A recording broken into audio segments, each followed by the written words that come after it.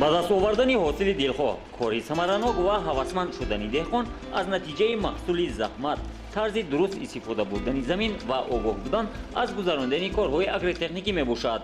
картошкапарварӣ яке аз бахшҳои муҳим ва асосии соҳаи кишоварзӣ ба шумор рафта, таи солҳои охир рушд намуд ва майдони киштии ин намуди зироат дар мамлакат афзоиш ёфт. майдони кишти картошка дар шаҳри Панҷакен зиёд карда шуда истодааст.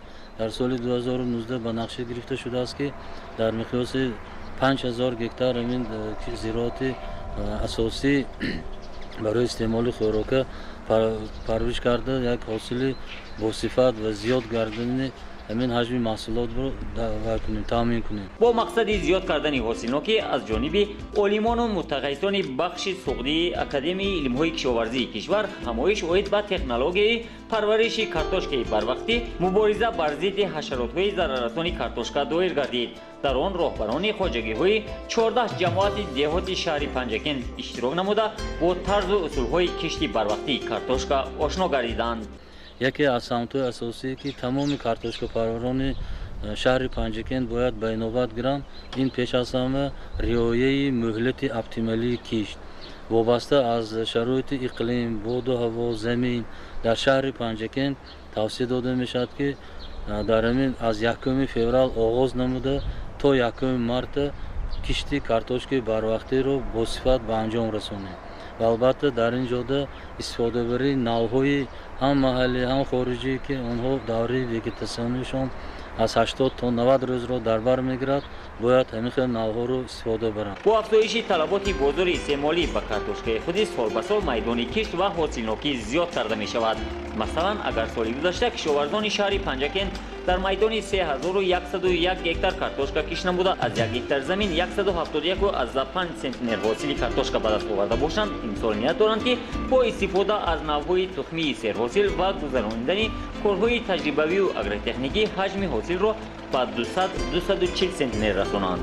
соли гузашта 20 марти 2018 ҳамагӣ 30% майдонҳои кишти картошкаи барвақтӣ гузаронда шудаасту халос. ҳолон ки 20 март мо бояд алка коркарди аввалини картошкаро гузаронем ва агар ҳарорати ҳаво аз 26-27 градус зиёд шавад, ин лӯндабандӣ муташаккилона нагузашта, баръакс шаклаш, намудаш вайрон мешавад, зеро ки умуман лӯнда намебандад.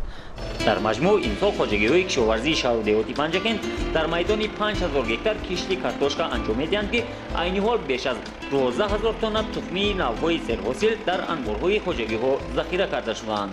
мақсад аз корҳои фаҳмондадиҳӣ дар хоҷагиҳои картошкапарвар ҷорӣ намудани низоми дурусти кишту парвариши ин омӯи зироати кишоварзӣ ба шумор меравад. ин омил ҳамчунин дар зиёдгардидани ҳосилнокӣ ва дар ин замина фаровонии маҳсулоти кишоварзӣ аз ҷумла картошка дар бозори истеъмолии мамлакат боис мегардад.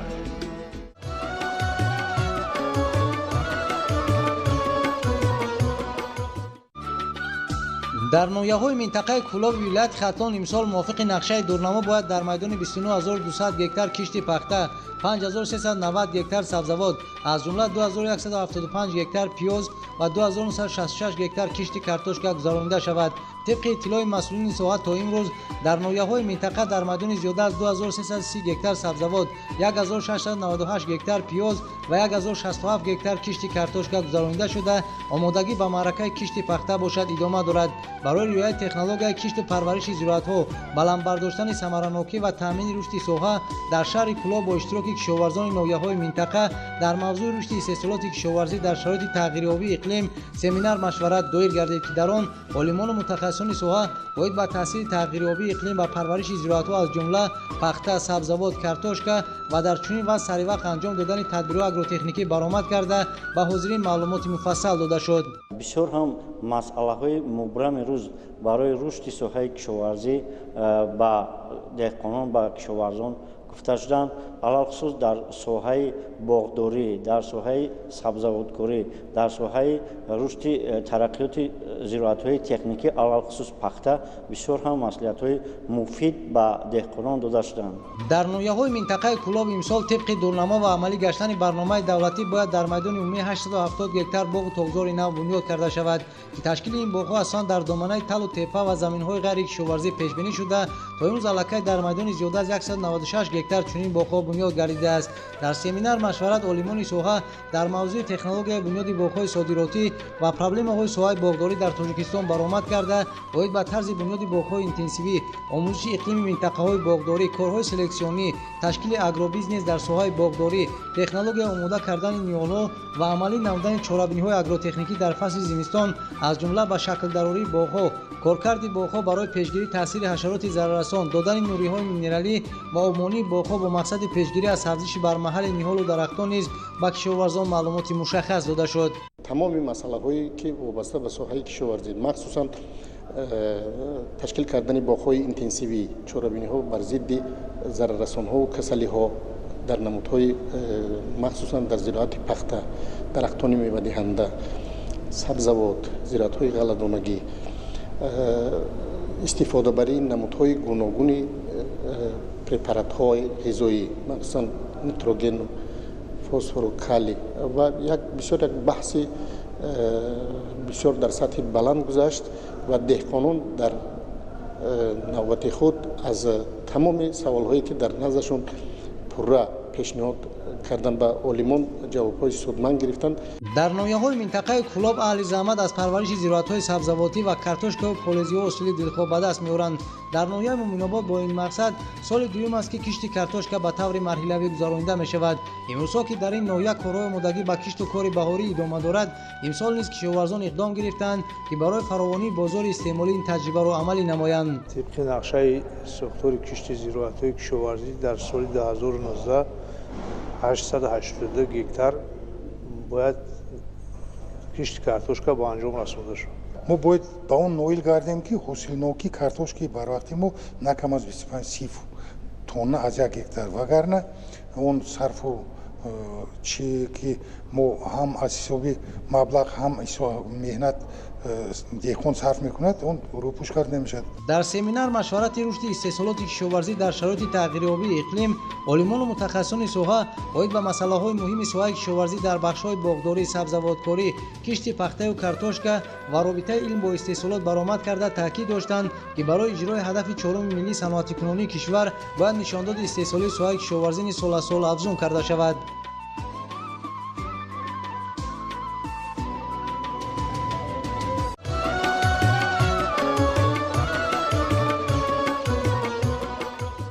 ташкили гармхонаҳои доимоамалкунанда ва ба ҳамин васила истеҳсол намудани сабзавоти тару тоза аз дастуру ҳидоятҳои ҳукумати мамлакат маҳсуб ёфта заминаи хуб дар таъмини фаровонии маҳсулот ва коҳиш ёфтани арзиши маводи ғизоӣ дар бозор дониста мешавад. дар ҷамоати деҳоти заргари ноҳияи кӯшониён ҳар порча замини корам ҳадафнок баҳрабардорӣ шуда деҳқонон аз дохили гармхонаҳо сабзавоти тару тоза истеҳсол мекунанд. ин гармхонаҳо дар хоҷагии деҳқонии ҳосилот ҷойгир буда дар он картошка, қулфинай ва лимӯ парвариш мекунанд. мутахассисон нашъунамо ва ҳосилбандии зироати картошкаро айни замон хуб арзёбӣ мекунанд. чанд соли охир аст ки дар вилояти хатлон дар дохили гармхонаҳо истеҳсоли картошкаи барвақтиро роҳандозӣ карда истоданд. ин таҷриба дар хоҷагии деҳқонии ҳосилоти ҳудуди деҳоти заргари ноҳияи кӯшониён хуб истифода шудааст. тавре мушоҳида мекунед зироат дар нашъунамо буда охири моҳи феврал маҳсулоти тайёр ба бозор бароварда мешавад. мутахассисон ҳосилнокии картошкаи дохили гармхонаҳоро то 300 центнерӣ арзёбӣ карданд. ин тухмиҳои картошка моҳи ноябр кишт карда шуданд. самараи ислоҳоти кишоварзӣ дар хоҷагии ҳосилоти ноҳияи кӯшониён хуб ба мушоҳида расид. тухмиҳои пешпазаки ин маҳсулот мавриди коркард қарор гирифт. ин тарзи кор ба он боис мегардад ки дар ҳама фаслҳои сол сабзавоти тару тоза истеҳсол гардида аз маводи воридотӣ ҷилавгирӣ карда шавад. мақсад ин таъмин кардани бозори дохилӣ инчунин хориҷӣ. дар ин гармхонаҳои сохтаи мо ҳам лимӯ ҳаст, ҳам афлесун. мана ҳамин ниҳоли афлесун аст. гармхонаҳои дарозиаш 100 метр бараш 12 метр бо қувваи мутахассисони худӣ сохта шудааст. то ба воя расиди ниҳолҳои афлесуни лимӯ мо дар дохили гармхона боз картошкаи барвақтӣ кордем ки барои барвақттар ба бозор баровардани он кӯшиш карда истодем барои таъмин намудани бозори дохилӣ. чӣ хеле ки шумо дидед картошка дар ҳафтаҳои наздик ҳосилон ба бозори шаҳри бохтар бароварда хоҳад шуд. این تجربه اولین ما است برای که تا زمین بیکار نیستد با همین نیت ما کارتوشکا کردیم.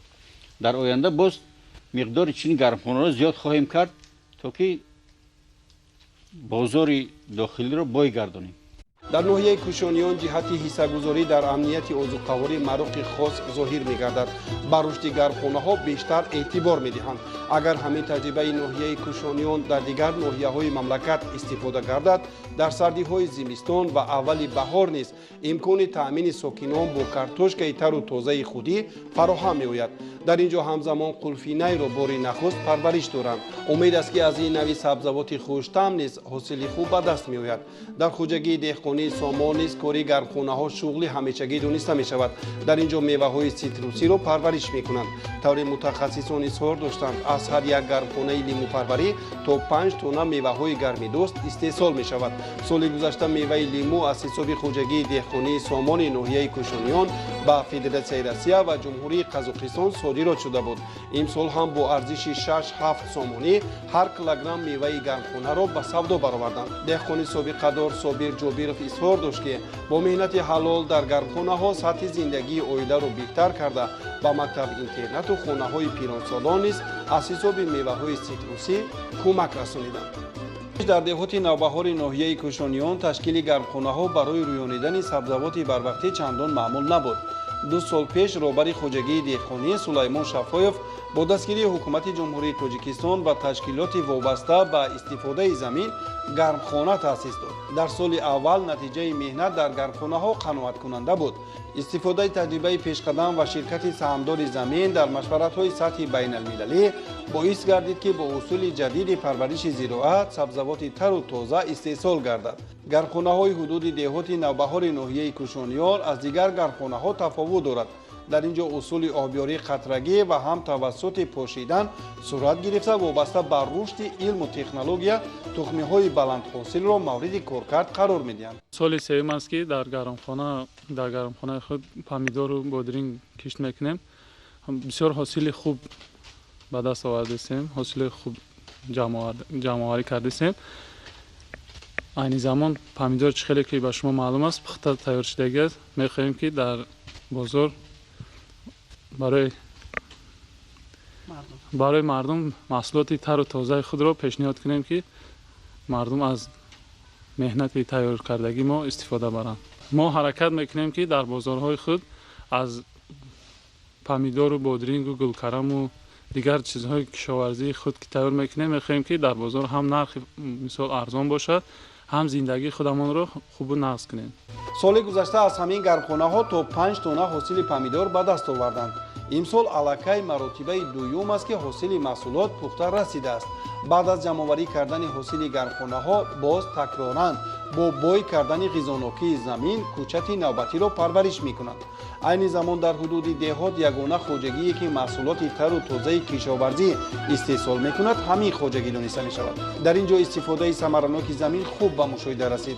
چون این نظام کار از آن دلالت می‌کند که بر رشد ساحه افضلیتناک افزون نمودن حجم استحصال محصولات، غنی گردانیدن بازار استعمالی و تأمین کردن اهالی با محصولات بروقتی مسئولیت جدی ظاهر کرده می‌شود. در حدود خوجگی هر پارچه زمین کارم هدفناک بهره برداری می‌گردد. دهقانان در کار زمین و سهم خود قناعتمندند. ما می‌خواهیم که از این باوری‌ها استفاده برده سهم خود را در امنیت عضوقواری رسانیم و هم بازار را با محصولات تر و تازه خود تامین کنیم، هم شرایط زندگی خودمان را بهتر و خوبتر کنیم. این زمان خیلی به شما معلوم است ما در زمین کپوست شناندگیم. این کپوست بر وقتی تیار شده با بازار پیشنهاد مردم میکنیم. مرحله به مرحله میخواهیم که در این زمین سبزوات‌های خوب در کاری را مثال شنانده، مثال حاضر خیلی معلوم است این اولی بهار تیار میشه، با بعد از این با دیگر طرف دم شناندگی هستیم که دو مرحله دا تیار میشه. با این زمان کوچت نو تیار شدگی داریم که با روزهای نزدیک هوا اگر نقص شود در زمین کار کرده توانیم کوچت های تیار شدگی را با در زمین میخواهیم که شنانیم که مثال دایم در بازار خود маҳсулоти тару тоза бурда таъмин кунем. сабзавот ва дигар маводи ғизоӣ марҳилавӣ истеҳсол мешавад. Агар ин нави гулкарам аввали баҳор вориди бозор гардонида шавад, давоми 2 ҳафта баъди он боз гулкарами навбатӣ истеҳсол мешавад. дар сифатнок ва хуштам шудани анвои ғизоӣ деҳқони ҷавон аз таҷрибаи хуб баҳрабардорӣ мекунад. барои ҳосили хуб ба даст овардан, барои хушсифат кардан, барои талаботро ҷавобгӯ кардан, барои таъму рангу намуди ҳаму ҳосиле ки мо тайёр мекунем хуб кардани ҳаму мо аз нуриҳои маҳаллӣ бисёртар истифода мебарем аз ҷиҳати экологӣ. барои хуб кардани сифати ҳосил бисёр самараи хуб медиҳад. баъд бисёртар мо аз нутриван истифода мебарем ки аз барг пошида мешавад. нурии бисёр нағз аст ки ғизо аз барг мехӯрад, ҳамун зироат нашу намоша бисёр нағз мекунад. дар ҳудуди деҳоти навбаҳори ноҳияи кушониён дар баробари рушди кишоварзӣ ҳамзамон ба бахши саноати хӯрокборӣ ҳам таваҷҷӯҳ зоҳир мекунанд. дар назди ҷамъияти дорои масъулияти маҳдуди бобои нурмаҳмад корхонаи коркарди ширро фаъол карданд ки дар таъмини сокинони маҳал бо маҳсулоти сифатноки худӣ нақши арзанда дорад. дар ин ҷо ашёи хом аз фирмаи ширию молии назди корхона истифода гардида маҳсулоти тайёр то маркази вилояти Хатлон интиқол меёбад. 12 намуд фаъолият мекунем. ана қаймоқ, кефир, сметан, кефир, рajinka, фруктои ва дигар намуд 500 литр шира коргар мекунем. маҳсулоти моро ба ноҳияи Кошониён ва шаҳри Бохтар ба мағозаҳо тақсим мекунем.